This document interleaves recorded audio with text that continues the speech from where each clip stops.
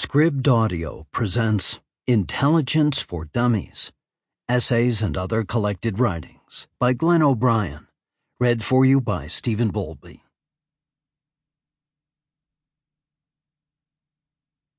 Introduction. Glenn O'Brien shouldn't be taken lightly. He'd laugh at that sentiment. In a sense, this whole collection laughs at that sentiment. Then he'd quip, perhaps, that in order not to be taken lightly, he'd have to be taken in the first place. Except in the sense of having one's picture taken, O'Brien refused to be. His seminal work was accomplished not only in the ephemeral medium of slick magazines, but in nearly every other ephemeral medium or stratum or atmosphere he could get his hands on: advertising, fashion, local access television, friendship, advice, influence, and gossip. He also excelled at art writing, in introductions for catalogs, and in limited edition art books. As someone who often turns his hand to the same task, I can testify that it is a fantastic way to publish writing that barely anybody ever reads.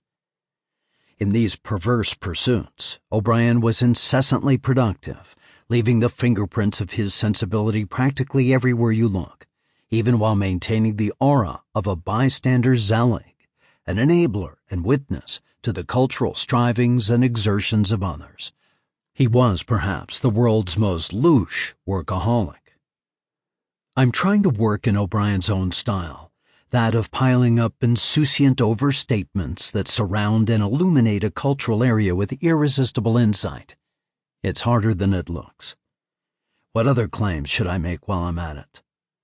Glenn O'Brien may be the most important cultural critic of celebrity culture who never accredited his importance, in the sense of attaining status either with official arbiters of literary taste or with academia. Could he also have been the most important magazine editor of the 1970s and 1980s? These two claims complicate one another. The celebrity culture he dissected mercilessly was the same one he was complicit in creating, at Interview, which O'Brien credits, correctly I think, with inspiring people. Therefore, it creates and predicts a whole lot else about the world we live in. So, one of the prognostications we should most credit O'Brien for is that of correctly forecasting his own influence.